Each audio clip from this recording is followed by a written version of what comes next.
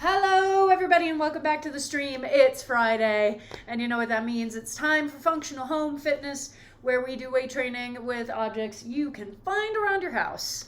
Lots of random stuff. Well, today I'm really just going to be focusing on the laundry detergent bottle because longtime students will know that that is pretty much my preferred object right now. And if you've got a solid laundry detergent bottle, today's the day to bust it out. Hello, everybody. Oh, we've made it through the end of the week. It snowed in Colorado today, which was absolutely beautiful, as expected. It's always beautiful when it snows here. And yeah, I discovered yesterday that there is actually a better game category for these streams than just chatting. There's actually a fitness and health category, and you know, it's the little things, right? Like, at the end of the day, is it going to make a huge difference? I don't know, but I feel better knowing that we are better categorized into an area that fits what we're doing here on good old Twitch, since we're not just chatting, we are chatting and exercising. Oh boy, howdy. Yes, and I'm still rocking the rainbow tape, although I'm probably overdue to take it off, so it will sadly probably be gone by the time you see me next. But if I go to the chiropractor again in the next few weeks, it'll be back. It will be back. And I will probably try to get back to the chiropractor just because, as we've talked about, chronic stuff, it's never a one and done. It is, in fact, pretty much definitionally something that you have to keep working on for the rest of your life. Oh, sorry, I am dehydrated. See, this is why I'm always telling you to drink your water, because being dehydrated is no good, especially when you're about to do class. Thankfully, today is not, intensive cardio class, so but it's still important to drink water. We love water. Water is great. Oh man, yeah, what a week, my friends. What a week. And I'm excited to be here with you all. And I know I had talked on Wednesday about potentially shifting up the structure of class this week, but I actually have a couple of exercises that I want to do, and I think that they will benefit from our regular schedule, or our regular structure rather. So we are going to keep our usual structure. So no shifts this week. We'll see. Maybe we'll shift next week, or maybe I'll wait until 2021, which somebody reminded me today that, of course, Hanukkah's already started. Christmas is 2 weeks from today, which means, I believe, that New Year's is similarly just like 3 weeks. So we're coming up on the end of the year, my friends. We're coming up on the end of the year. Hopefully the Supreme Court kicking that real bullshit Texas lawsuit to the curb will finally put the kibosh on all of this fucking anti-democratic bullshit that the Republicans have been trying to pull for the last almost 2 months now. And it's just, I hope so, because it's just exhausting. It is exhausting to see how many people do not actually give a shit about democracy. They would be so much happier if they got to live in a fascist, dictator-led country. And it's exhausting to have to deal with that. Holy shit. We can still be optimistic for the long term. Yeah, it's important to keep that too. It's important to keep that optimism. It's been a little hard to maintain, and I say that as somebody who generally is on the optimistic side of the spectrum. It's been hard these last few months, but we keep we keep moving forward and we keep figuring out what we can do and how we can help. And sometimes it's the best thing for us to do. Also, hi. Oh, but now the best thing for us to do is to work out a little bit. Get some strength training in. So if this is your first time on Functional Home Fitness, welcome. I've got 2 advisories I'd like to give out before we start class. One is specific to the structure of this class, and the second one is more relevant to free weight training at large. So for this class, the advisory, we are doing weight training, free weight training, very similar to what we would be able to do in a gym, except we are not using nice gym equipment clearly marked with the amount of weight of a given piece of equipment, and with nice handles and like really obvious ways to load ourselves more. We're using random stuff, and random stuff is great for weight training, but it also means that we can't load ourselves as deliberately as we would in a gym. So if this is your first time and you have assembled a pile of stuff that you've never used for this class or for weight training before, err on the side of caution today. Start with a load that maybe feels lighter than you might want to go.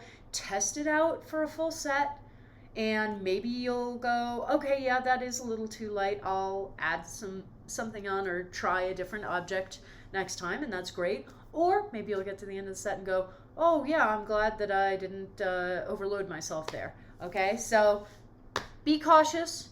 Err on the side of caution for the beginning, and then you can build up. And then as you get more experience with class and with the objects that you're pulling and using, then you don't have to worry quite as much because you have a better sense of what they weigh, even if you don't know the specific amounts.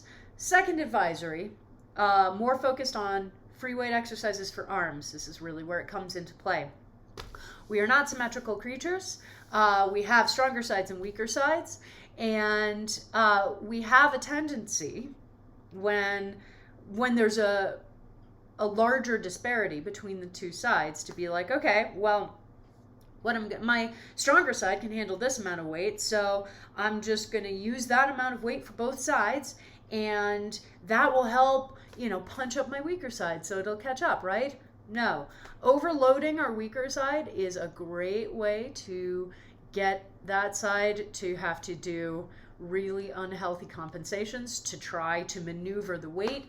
It's a great way to set yourself up for injury. It's how I ended up with chronic shoulder stuff, by trying to push my left side up to the level of my right side on my right side's pace rather than my left side's pace. So always load yourself based on the capability of your weaker side, not your stronger side, because your stronger side, maybe it's not lifting as much as it can, but it's still getting a benefit. Whereas if your weaker side is overloaded, it's just a dangerous situation. All right? Those are the advisories. Now we do our pre-class checklist. I'm going to keep drinking water, so make sure you have water. If you don't have water, take this opportunity to get some water. Oh, yeah. There we go. Wow. I'm going to be halfway through with this mason jar before we even get class going. Make sure you've got comfy clothes on, whatever that means to you.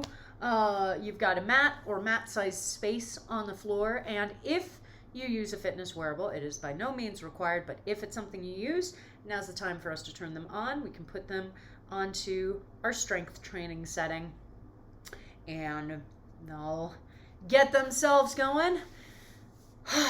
And we'll get ourselves going. So I'd say it's warm-up time. How do you feel about that? Y'all feel good? Yeah, it's warm-up time. Why else are you here if not to exercise? All right, so let's make sure that our pile of weightlifting stuff is not in the way. And we come over and we get on our mats. Hang on, I just want to make sure I open the timer app that I need to be using. Hey! All right, on our mats, on our backs, 1 foot crossed over the opposite knee, and as soon as the timer goes off, we will begin with hip rocks and bridges. Hey, look at that. Timer went off. So here we are, warming up, booting up systems. and getting ourselves ready for a nice strength training session. It's always fascinating to me. I'm very used to, I don't generally do like just weightlifting sessions when I'm just, working out for me.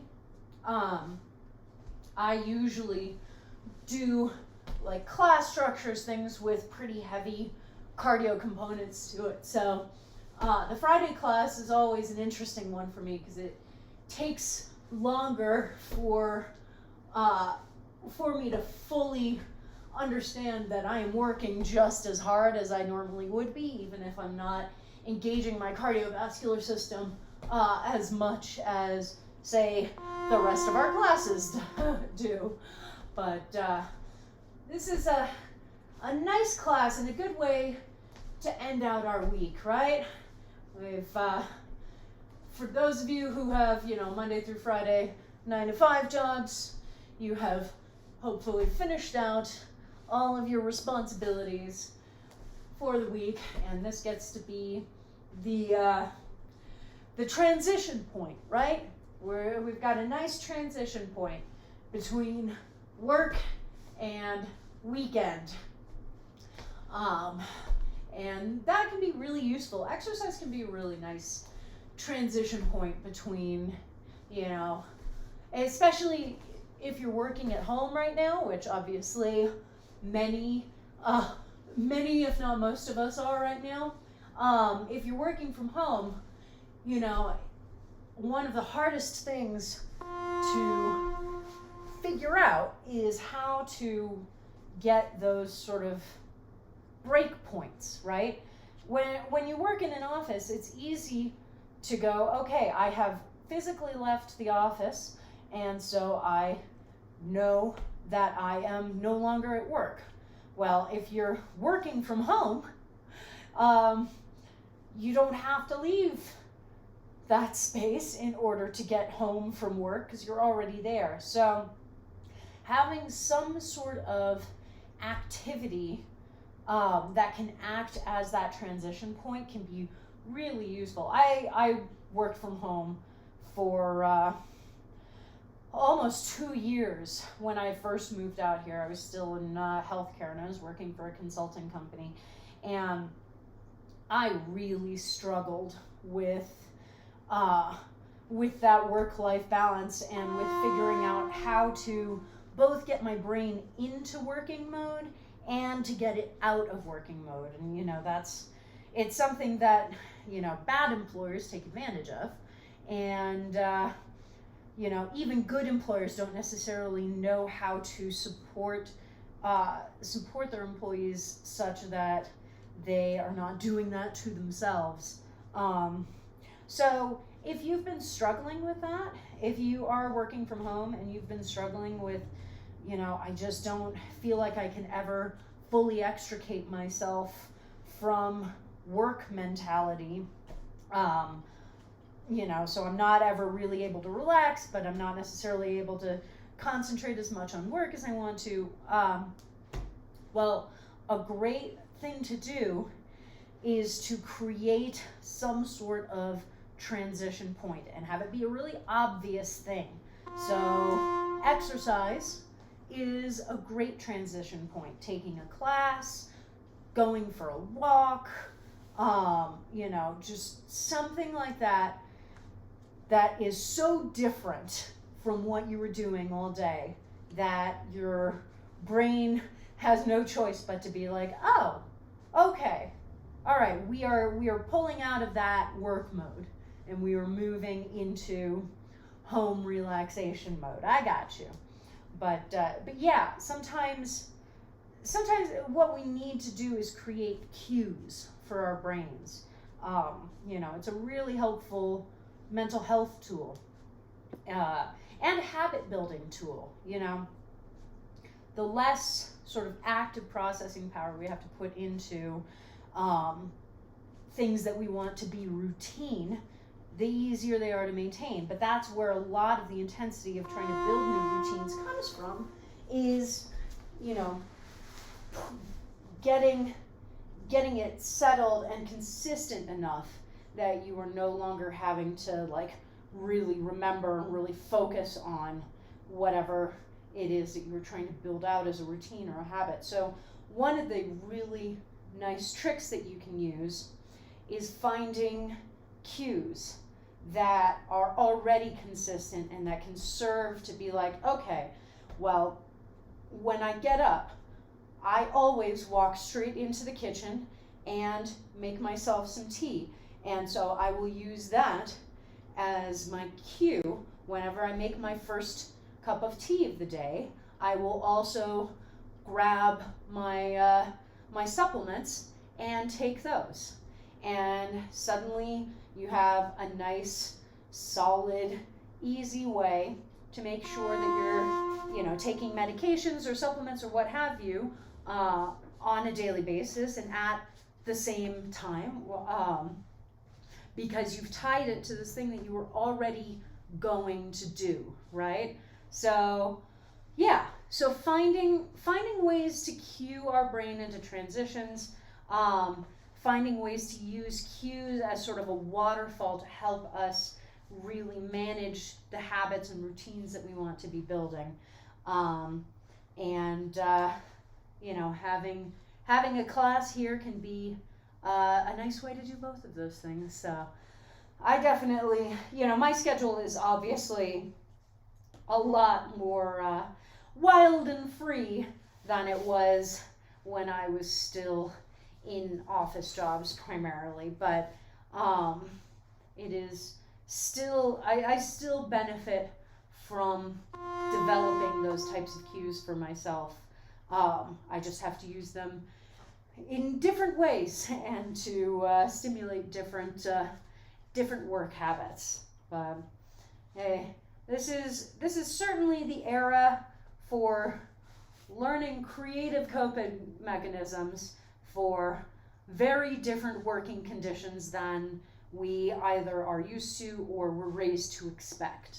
I feel like most of us were raised on this, 1950s-esque ideal of 40 hours a week, 9 to 5, Monday through Friday. And that was sort of the expectation that we had in terms of like, that's what jobs look like and that's what the hours for them look like. Well, of course, that is completely untrue for a lot of industries. Anything in food service and retail is gonna laugh at that schedule. But then we also have, with the rise of being able to work from home, and the rise of email and cell phones that are basically pocket computers, there are a lot of new ways for people to keep in contact with us, and our ability to draw that line between work time and home time has been impacted pretty heavily. When your boss has your cell phone number and can text you any damn time that they want to, you have to then, or they have to create a working culture that is very stern about respecting people's time out of the office. And that's one of the things that I have always been pretty firm on. But it's harder to be firm on it when you work from home. And that was definitely something I discovered in my years in consulting. We had a virtual office, so we didn't even have a physical space to go to. We were all scattered throughout the country. And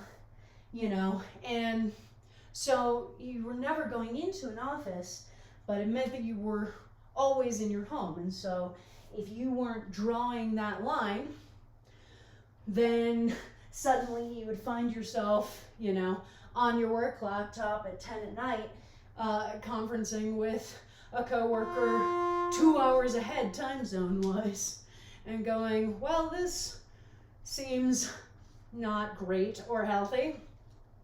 So if you've been struggling with that, and you know, a lot of companies didn't have the work from home etiquette and expectations built up. You know, I've worked in video games, a lot of friends in that industry, and there are a lot of video game companies that are, for whatever reason, really insistent on people working from the office. You know, one of the companies I worked for did not have any sort of like structure for people to be able to work from home on even just a couple of days a week. You know, the expectation was you were in the office. And when companies like that had to switch over to working from home because of pandemic shutdowns, you know, there is suddenly a rush to try and figure out how you're supposed to manage that. And, you know, if your command structure doesn't have confidence in its employees, then that can definitely lead to some incredibly frustrating micromanaging. And it also frequently means that, you know, employees, if they're not advocating very specifically for themselves, get roped in or guilted into work hours that are just not healthy and not what they signed up for. So it's an interesting time. I'm hoping that this will help teach a lot of companies how to integrate remote working into their workflow expectations. Because, you know, I talk a lot about accessibility. It's one of the things that I love about doing these classes on Twitch, is the accessibility of, as long as you have an internet connection and a device to watch the stream on, you can pretty much do this workout. And there's so many companies that are just horrifyingly negligent in providing accommodations for people, you know, and we have fewer excuses now. You know, there's so many disability advocates who are like, well, geez, you know, we've been pushing for these structures for how many years or decades, being told that, oh, no, you know, it's too much work, it wouldn't work out, etc., etc. And then watching as entire companies suddenly convert over to these structures that they were previously claiming were impossible. So, you know, on the one hand, it's infuriating to be like, oh, you always had the ability to do this, you just refused to because, well, because you were being ableist shits. But it also means that now disability communities and advocates have proof that none of these accommodations are outside the realm of possibility, and that in fact they can be pulled together quite quickly when the need arises. And so there is no good reason why they can't be pulled together for people who need them. So, you know, that's, I think, some of that optimism coming back into my brain, which is good.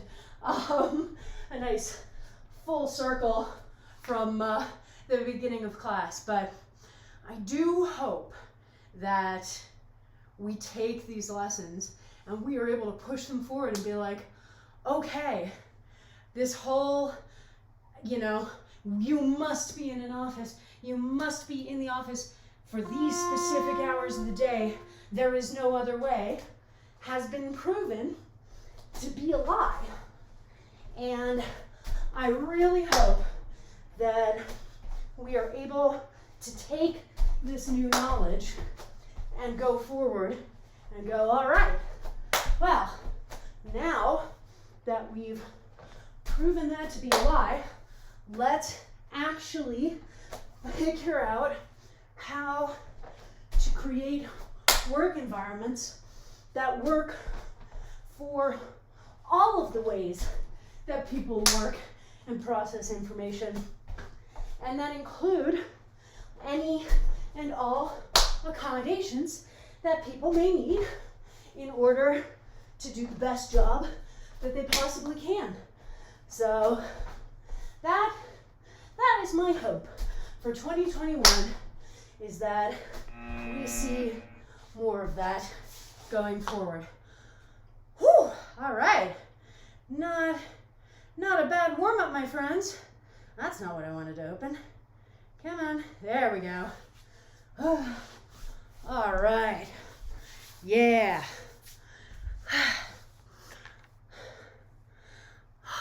Oh, hello, my dear.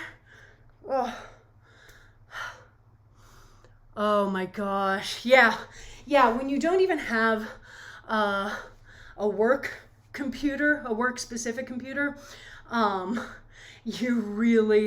it becomes even harder. And I was really lucky that I absolutely did have, they provided a work computer. And so I had that differentiation between my work computer and my home computer. But yeah, that is definitely something that a lot of companies don't provide for. And then you're just kind of screwed. Who knows? But you're both amazing. So thank you. Mods, my friends, get yourself some wonderful friends and loved ones who are willing to mod for you. Because let me tell you, streams are run on the strength of their modding teams. I have so much respect for mods. I love you. Let's drink some water.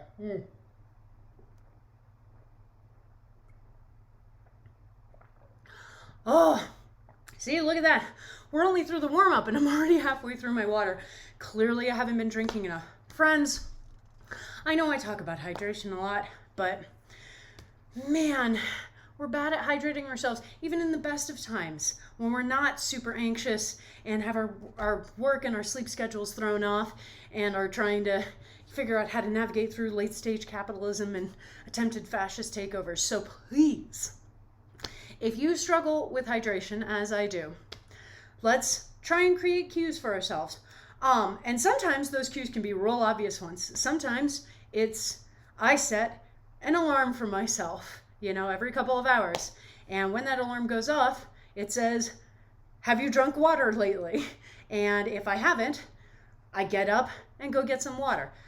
To be clear, this isn't something I've implemented yet, but it is something that I am intending to implement because, that's another thing. And that's another thing that we don't think about when we work from home, is we lose easy opportunities to go hydrate and to get a little movement in, even if it's just walking. A lot of people, when you're at the office and you're like, I could use a break, we go get water or something from the kitchen, or, we walk over to a coworker's desk and talk to them. And so through these little things, we have reasons to get up, stretch our legs, move around, drink some water, and we have these little reminders to do it, or opportunities to do it. When you're at home, it is a lot easier to just sit down in your chair with your laptop and suddenly it's 5 hours later and you haven't eaten and you haven't stretched your legs and you haven't drunk any water. So try setting alarms if that works for you. Try creating cues for yourself. Maybe, all right, I have a daily meeting that always ends at 10. And so as soon as that meeting ends, I will get up from my computer and I will go get myself some water. That can be a really helpful cue, especially if you have regular meetings. Yeah, because it can be really easy to lose those small impetus points for getting up and going somewhere that are a benefit of being in an office, So yes, hydration. Hydro backpacks are great. Amanda, I feel you. Yeah, and that's the other thing about right now. I know I need to give us our exercises and get us going, but people who work in retail, in food service, in grocery stores are even more screwed because, you don't have your own controlled space. And so you either have to make a decision to take off your mask to eat and drink, which is not necessarily great, or you make a decision to go without food and water for however long, 5 to 8 hours, which is also not great. Yeah, it's just insanely frustrating. Everything is insanely frustrating right now. So drink your water, because we're at home right now. All right, my loves. We are doing our usual structure. We are doing 4 exercises, 4 times through 2-minute work intervals. We will do 20 to 30 reps and then use the rest of the interval as rest, as per usual. And yeah, see, and that's the thing. A lot of just everything about this last year has been designed to throw us off our usual patterns. And if you've been really frustrated that you haven't been able to build up new patterns, don't be frustrated. That is an intense process. It takes time, and it's not as simple as snapping our fingers. And it's particularly complicated when we're already anxious and stressed and fearful and angry and all of that stuff. All right, my friends. So, our exercises are going to benefit from a heavier weight with a top handle of some kind. So, I've got my nice laundry detergent bottle. Maybe you have a bag, a tote bag, a backpack with a handle that you can fill with books, something like that, okay? And so we're basically just doing 2 exercises, but we'll do first side and then second side for both of them, okay? So we're gonna do some standing abs. So I'm standing here, I've got my weight in one hand. I have engaged my shoulder, so it's not gonna be dragged down by the weight. That will be very important. Keep that shoulder engagement the whole time. I'm going to let myself come over to the side, get that weight coming down a little bit farther, and then use my abdominals, my core, to pull myself back up to standing. Down, up, down, up. You need to be in control the whole time, okay? So as you start to come over, you need that core engagement, because otherwise this weight is just going to try and pull you down, and gravity's going to try and help it out, and we do not want that to happen, okay? So shoulder is engaged, core is engaged, glutes are engaged. I have a nice stable starting position. As I come over to the side, everything is still engaged. So I am in control of the movement and of the weight the whole time, okay? So we'll do first side and then second side for that. And then what we will do is, I always forget if I should do weight on the same side of the foot or on the opposite side of the foot. I think it's same side. So we're still holding that weight. And if you've taken my other classes, you know the penché exercise that I have you do. So we're basically going to do the penché, holding the weight, controlling the weight, standing all the way back up. So weight comes down in front of us. Again, my shoulder's engaged. I'm not letting that weight drag me down. So we'll do that. and then second side. And you need to, again, be in control of all the stabilizing muscle groups. Make sure that you are not letting the weight or gravity drag you along anywhere. That is not its job. We do not want that to happen. All right? Woo!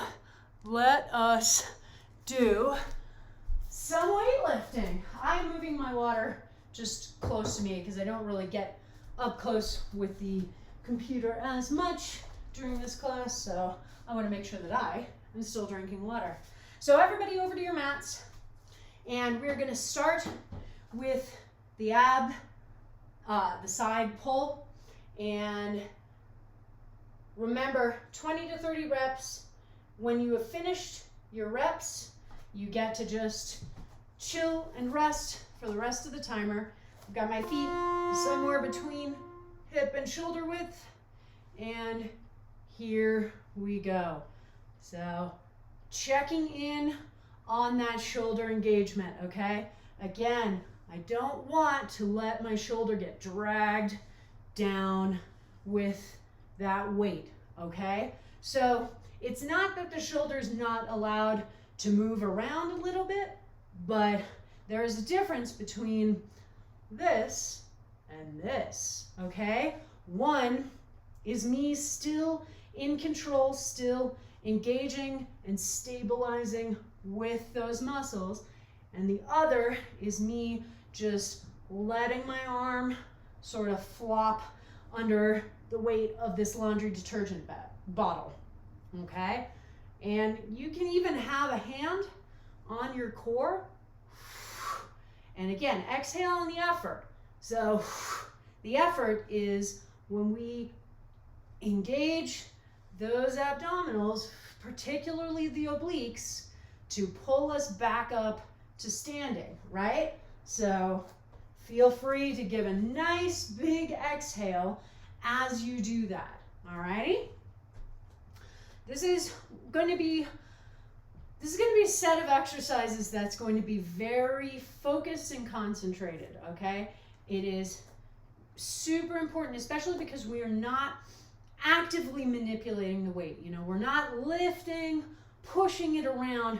We are just holding the weight for both of these. So it's really focused on stabilizing in the shoulder and then putting force in whatever muscle group is working. So for these, it's our abdominals. So basically, the point of having this weight here is so that our abs have something additional, some additional force that they have to work against to come back up to the standing position, all right?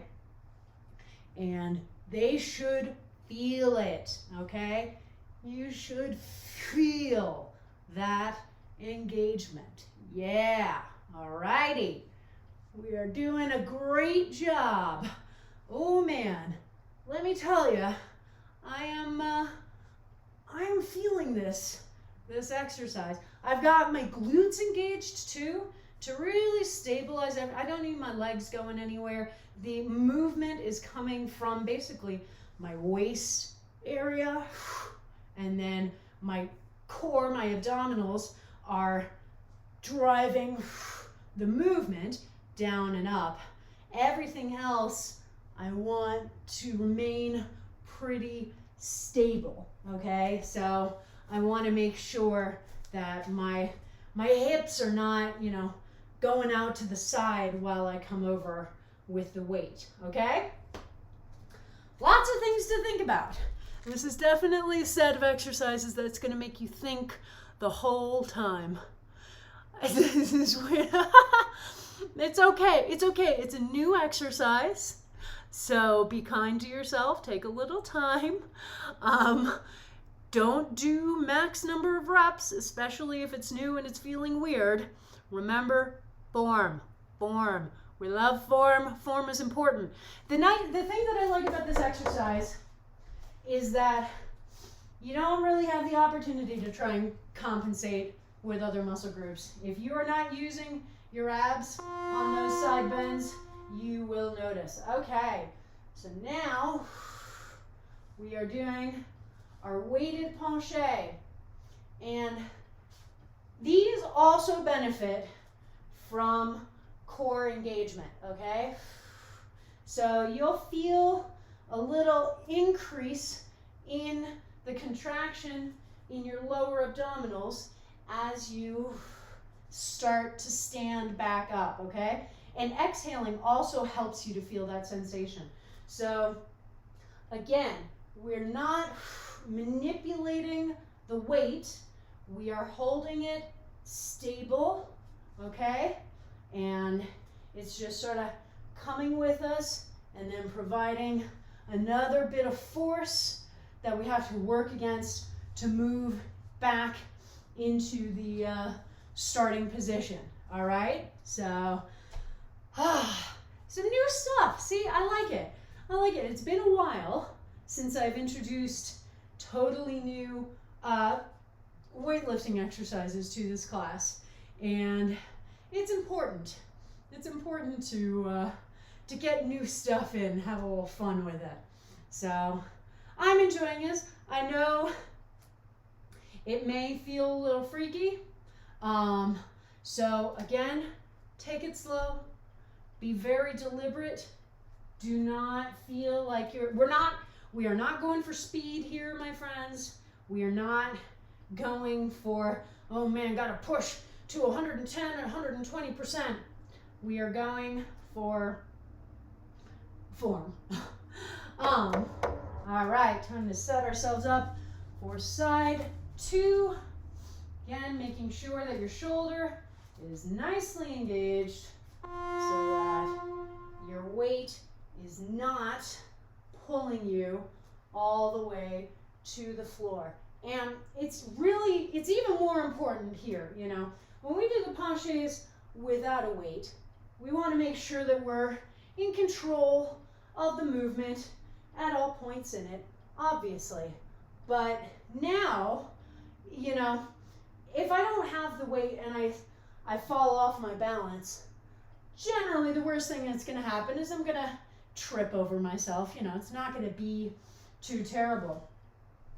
When I'm holding this big ass weight, if I am not controlling the movement the whole time and controlling my core and this movement using my glutes and my hip to pull myself back up, then I'm gonna end up much more likely to hurt myself. You know, the weight drops, it pulls my shoulder with it, suddenly I got shoulder issues. So definitely, again, this is another great time to maybe dial back the amount of weight that you're using. If it's a new exercise that you are not used to doing, maybe you know that you can go for a certain amount of weight with like the exercises you're used to, the upright rows and the curls and the dumbbell presses. But if you're trying a new exercise, dial the weight down a little bit. Test the waters, see how it feels, okay? It's much smarter than just assuming that everything will be fine, because if you are also trying to figure out form and also trying to wrangle big heavy weight, there's a lot that can go wrong in that scenario, okay? All right, we've got our stable position, glutes engaged, abdominals engaged, and we are off. So that exhale is really useful. Okay, just a nice reminder. It gives us a little bit of an impetus, you know, sort of the imagery of using the pressure of wind to push ourselves back into that standing position. Alrighty, and we are going to just take it nice and slow. I'm going to be taking it particularly slow because I'm definitely feeling some things in my shoulder today. The chiropractor was so important, and it was a great visit, and I definitely think I am going to have to go in again in the next couple of weeks just to keep that work going, you know, because like I said, it was definitely a helpful appointment, but it was never going to be a one and done kind of a thing, right? Oh my goodness. Hello. Hello. Welcome. Oh, get yourself a nice laundry detergent bottle. Join in the fun. We're on our second time through, so we're just finishing up the first exercise on our second time through.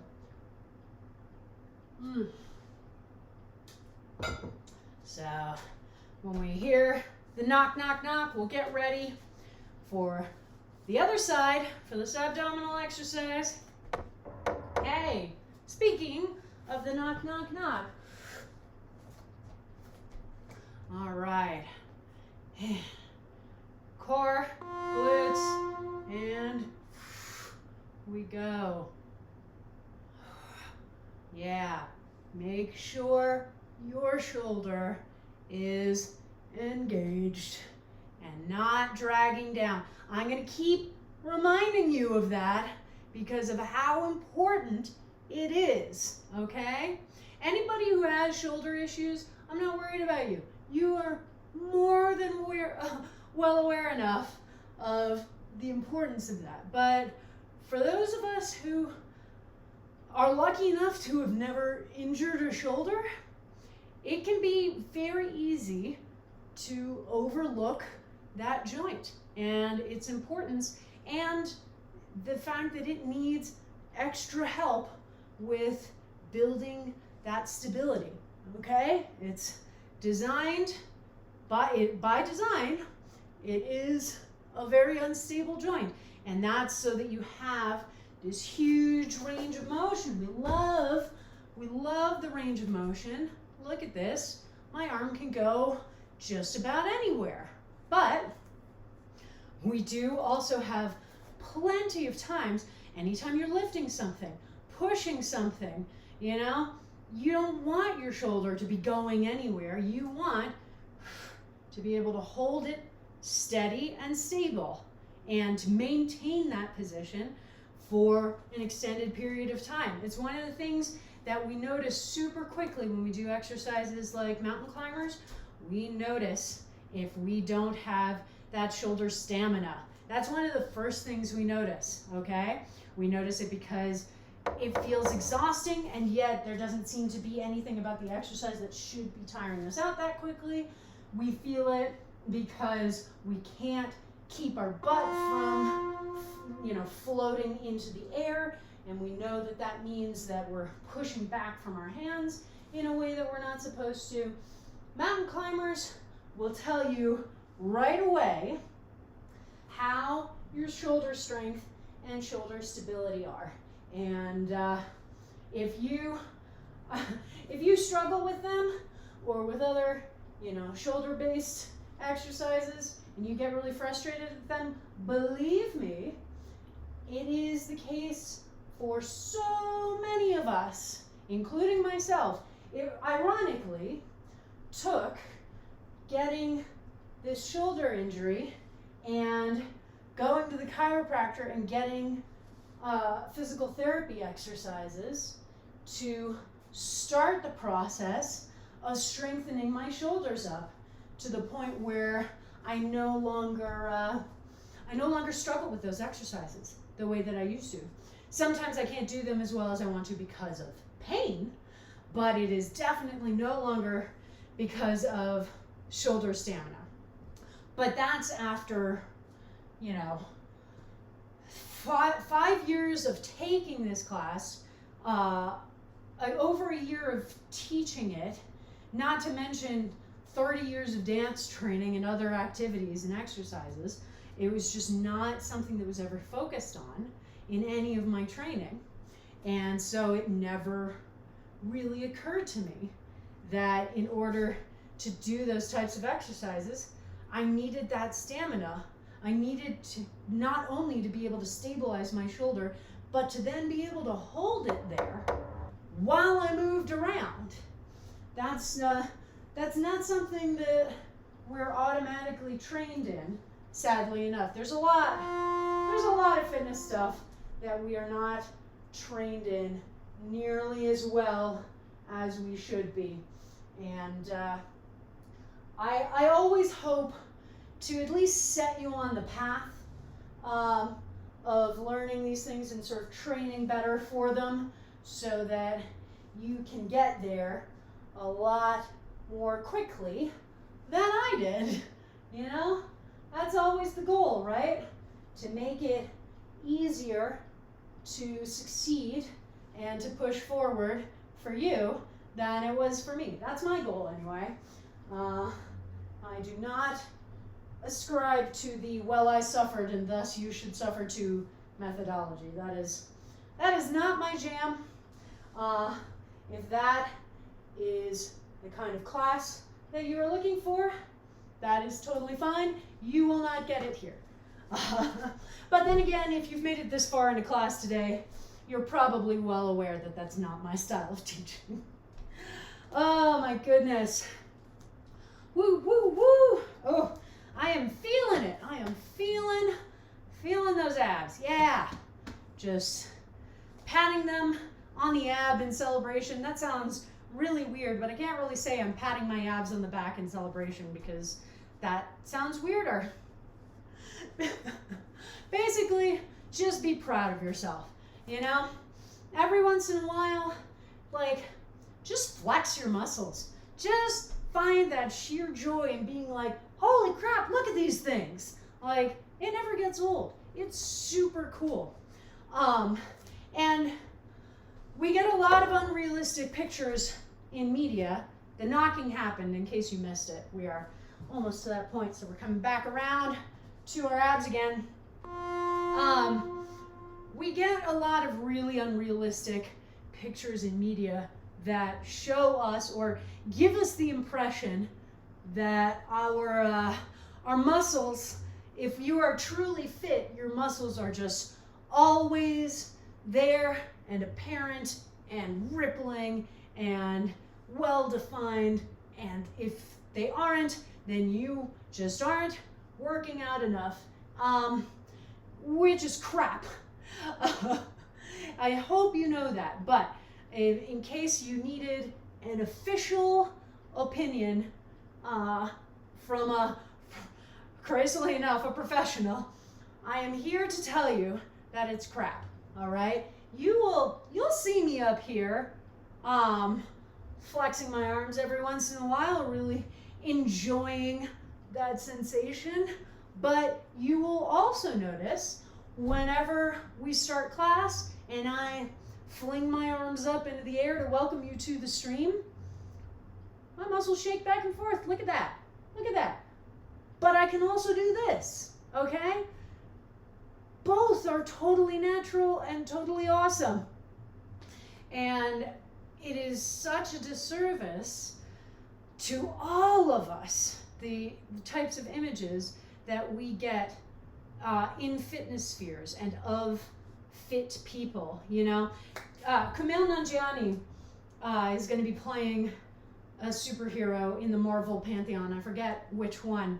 And, you know, he was like, great, this is my opportunity to train to look like a Marvel superhero, you know, in the style of Chris Hemsworth and all those folks. And but what I really appreciated was when he finished, and he unveiled the pictures, and it was amazing. You know, he had like insane six-pack and all this muscles. He then talked very honestly about how it is a completely unrealistic standard to attain unless you A, have tons of money and tons of free time to be able to basically just devote yourself to that, and B, are willing to do some really unhealthy things dietarily.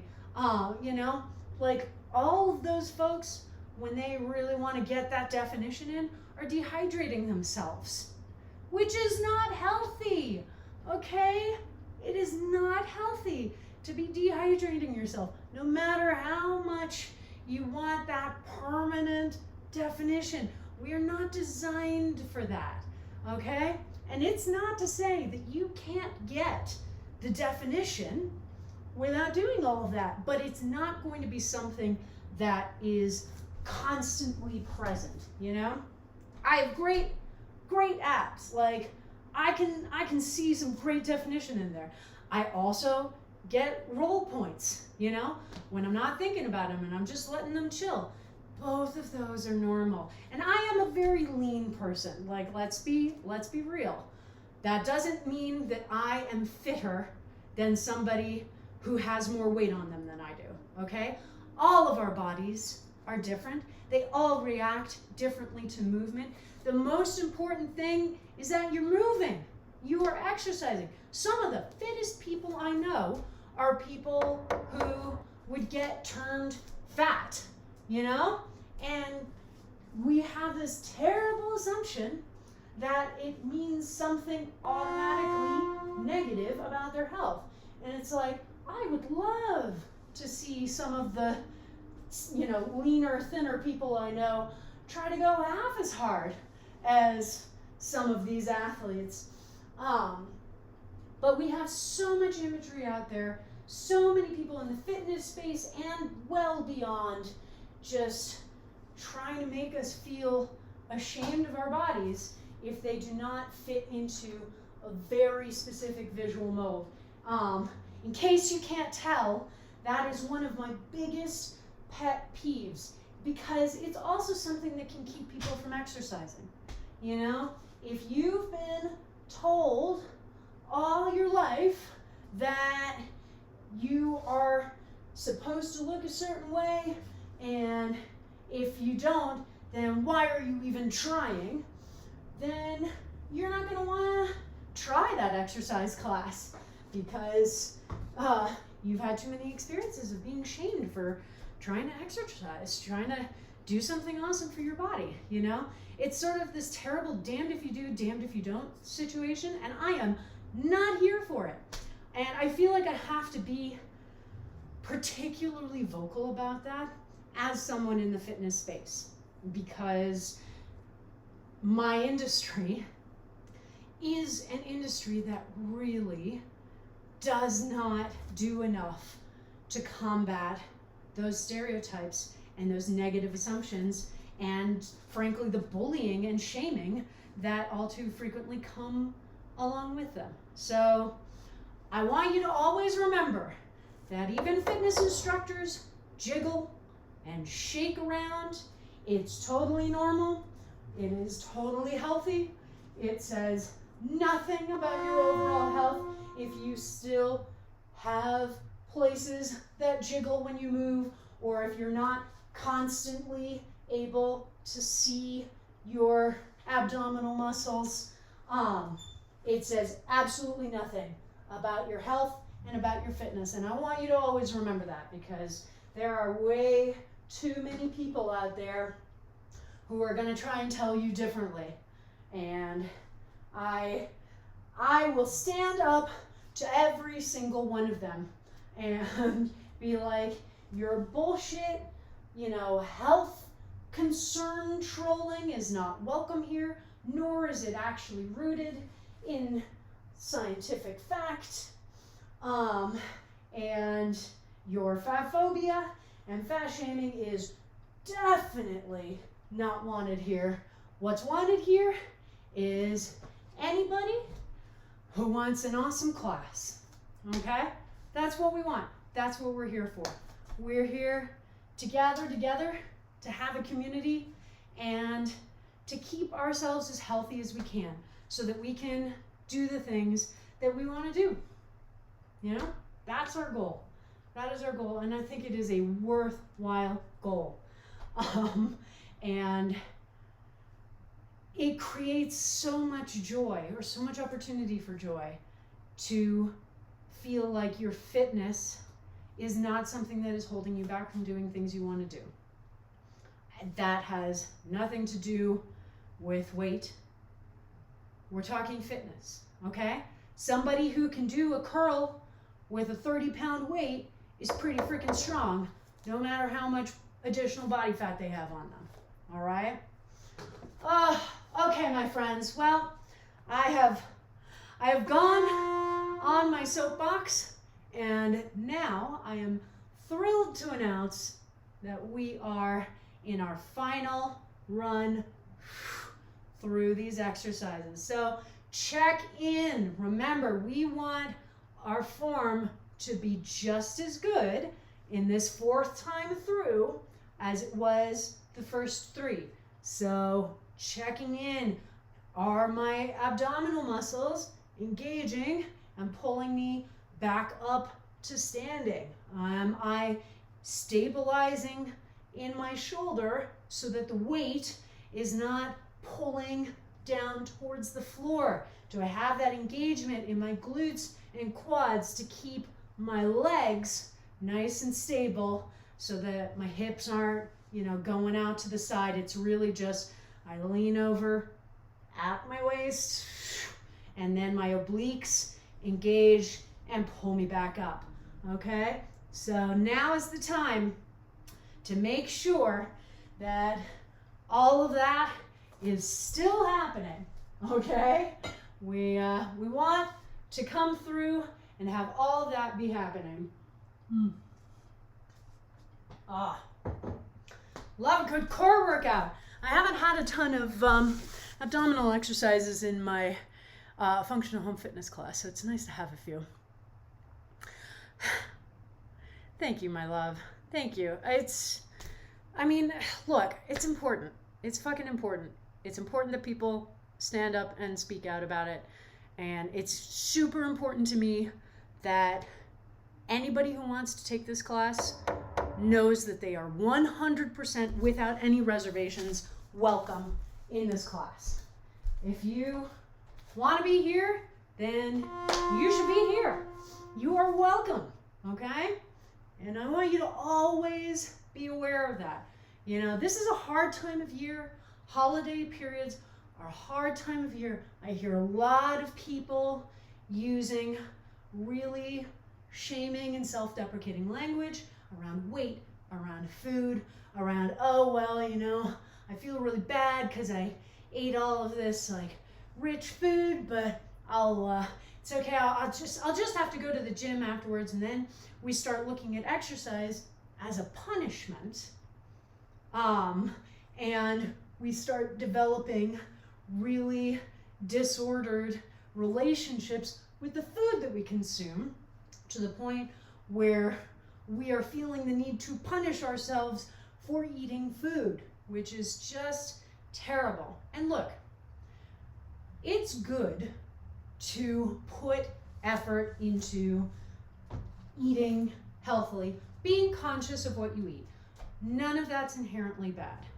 You know what else is not inherently bad? Having a frickin' piece of cake or 2 or 3 if you need it, okay? Maybe not every day, but if you have a week where you need a fucking piece of cake every day, I don't ever want you to feel bad about that, because when we start to create these barriers between us and food and between us and exercise, then we create these terrible walls of awful that we have to break through to engage in activities that are kind of critical for us to just live. We have to eat food to live, and being able to move around is also useful for living. And some of us have different, have disabilities that change the way that we are able to move around. And that is always something to be very aware of. But you know what? People who have physical disabilities can still exercise and can still be fit as fuck. Oh man, I did a climbing competition once at the climbing gym that I work at, and let me tell you, there were a bunch of folks there who, had various disabilities, like people missing legs, missing arms, a person who was blind, and every single one of them blew me out of the water in terms of both fitness and climbing ability, you know? And it's one of those things where you're like,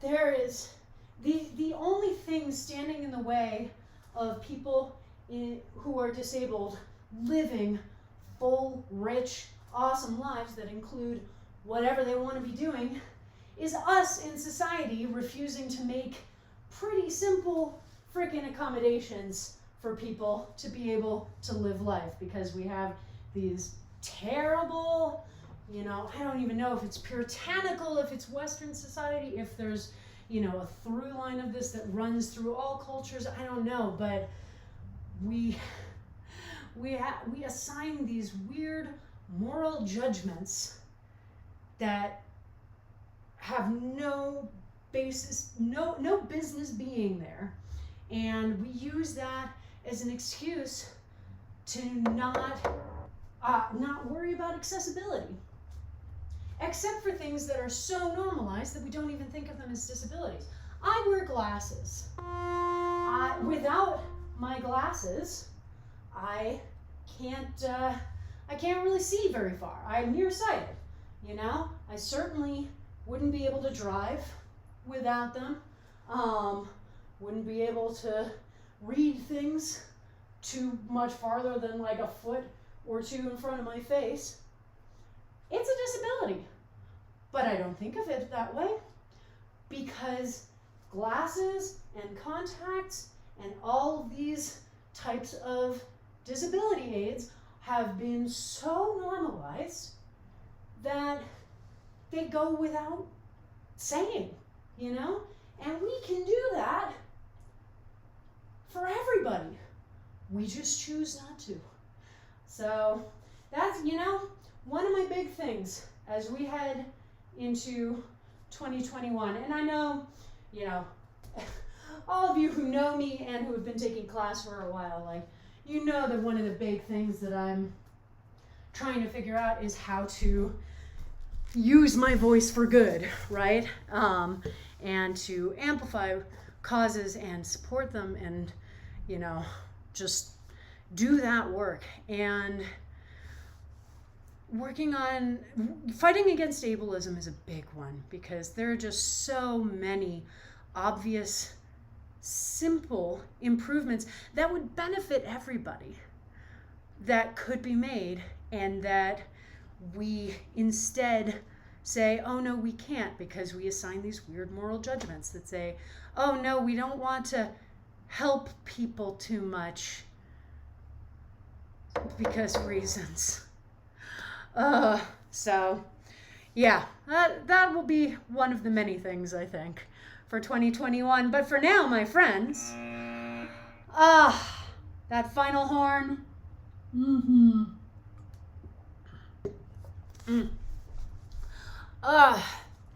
Ramps. Normalize ramps. Normalize cuts in the sidewalk so that you don't have to go up over. One of my dear friends from college, who's sadly passed away, had muscular dystrophy, and he was in a wheelchair the whole time I knew him. And we were in an a cappella group together, and our group took a trip to Salem, Massachusetts over Halloween one year. And there is nowhere in the world as bad about disability access as New England, because they've got all these old historic houses that nobody wants to just make small alterations to make them accessible. And so we would be, you know, going to see a talk or a performance or something, and we would all have to gather around and just lift his big ass electric wheelchair over these stoops, you know? And it's like, this could have been solved so easily. Like, there's no reason for this to be a step. It could have been a ramp and solved all of our problems and introduced none. So it's wild. It's wild. The very easy fixes that we just don't do, because for some reason we have too many people who are like, well, I don't want to give a helping hand to other people, which is just stupid. always give a helping hand if you can. All right, we're gonna shake out our hands, our arms a little bit. We're just gonna stretch out our shoulders and our triceps a little bit, because that was a lot of controlling heavy weight. So let's take one arm out and across the body, hold hand right above the elbow, and just try and pull that upper arm as close to your chest as possible. So you're getting a nice stretch outside the shoulder and sort of going along the tricep. We'll just hold that there for a little bit. Oh yeah, that definitely feels necessary. Much better. Let that go, and then other arm. We'll do the same thing. Always feels good on this side because this is my side that has a lot of weird muscle points from trying to compensate for shoulder pain. So every time we do this on this side, I'm just like, oh yeah, this is where the stretch comes in. And now let's do a quick, just a standing quad stretch. So if you need help with the balance, find a wall, find a counter, just put a hand on it, bring one foot back up into the other hand, pull that heel into your butt as close as you can. Get that nice stretch along the quad. You can also do this just as a balance like this. If your balance is strong enough, absolutely. But even if your balance is strong enough, I still generally recommend putting a hand on something, because why divide your focus? You know, I want to really focus in on the stretch. And if I'm worrying about the balance, that introduces a whole other series of muscle compensations and movements that I need to make, and I'm not necessarily getting as deep into the stretch as I want to be, okay? So let's come to the other side. So yeah, just, again, there are plenty of times when we do classes like this where we may need to modify exercises, either because we are not yet at the point, strength and stamina wise, to be able to do the, what I call aspirational version of the exercise, or because we have injury conditions that prevent us from doing certain moves. And I want you to always feel comfortable making those adjustments when you need to, okay? Because again, form is the most important thing. And if you're over here trying to do the exercise perfectly as I'm showing it, and you're making some sort of really unhealthy compensation to try and get yourself there, that's not doing you or me any favors. Alrighty? Oh my goodness. Oh yeah. I mean, I still remember, living in Rhode Island for basically a decade. I remember seeing, after a big snow, I was walking downtown one day, and a person in a wheelchair was literally on the road going the wrong way on a one-way street because the sidewalk was completely impassable. And it's just like, someday someone's going to die doing that, and it will be a completely preventable death. And we are, with every day that we are not setting those structures in place, we are telling these people that we don't care if they live or die, and that's unacceptable. Unacceptable. You know what is acceptable? Drinking some water. And I appreciate your all coming with me on that journey. I know, I had a lot of things in my head, obviously. I just, I would like to normalize figuring out how to care for other people. Not, for particular gain, but because it is the way that we build strong communities and strong societies. If we are taking care of everybody, not with weird caveats, not based on expectations of productivity, late stage capitalism bullshit. Like, let's just take care of people. And let's use that as our foundation to build a better and a happier and a kinder world. It's out there. I do believe it. We've got a lot of work to do.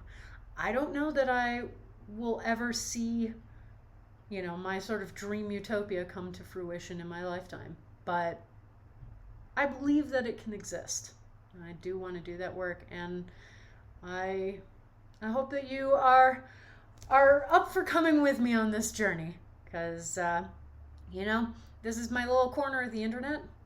It's small, but here, we are intolerant of intolerance. Here we stand against racism, homophobia, transphobia, ableism, sexism.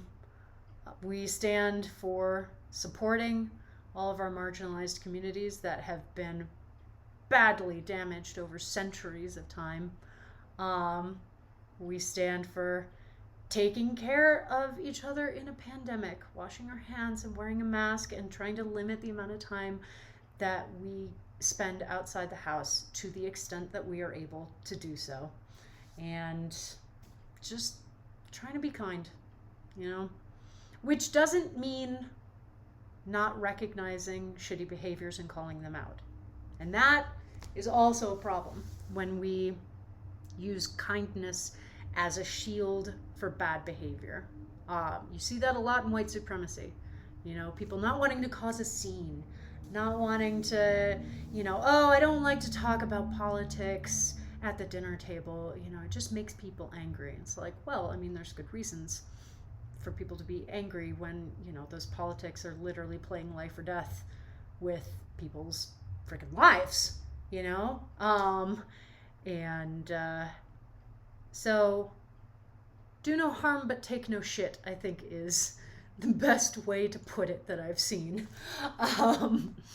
So yeah, that's something that I'm always working on. I was raised in a family that had, huge traditions of fighting for justice and working for civil rights and all of that stuff, which is a really wonderful legacy to grow up in. But it also, was a family where you don't want to necessarily cause discomfort, particularly in the family setting. They're lessons that you take on when you're a kid, and that are very hard to break down when you become an adult. And I will likely spend the rest of my life doing that work, and that's okay, because it's work worth doing. All right, my loves. Well, we have one more class this week. Tomorrow morning, Saturday morning at 9 a.m. Mountain Time. We have the weekend kickoff, which is our awesome strength and stamina focused bodyweight class. A good time, lots of fun. One of my favorite classes. And depending on where you are, hopefully not so early that you're not able to join us. You can follow me on Facebook, Twitter, and Instagram. All those handles will be in my end cards, but they are all variations on Blanche Case Fitness. My YouTube channel is where I upload the VODs from these streams, and where a bunch of supplemental content is going to be going up over the next few months, so definitely head over there and subscribe. If you want to help support me financially in making these streams, I do have a coffee account at Blanche Case Fitness. Your donations are always very much appreciated. I'm also in the final stages of setting up a Patreon for these streams, so definitely keep your eyes open for that. And if you want to join our little corner of the internet, our awesome little fitness community, keep building this channel, please do follow us. Follow the channel, tell your friends, loved ones, coworkers, anybody looking for an awesome bodyweight class, strength and stamina. We are always excited for new people to join, and I love doing these streams and I want to do more. So come join me. Yay. All right. I'm going to go have a shower and have some more water, since clearly I need it. And so should you, because odds are you need it too. So have that shower, have that delicious dinner, grab some water, and I will see you back here again tomorrow. Mwah. Have a great night.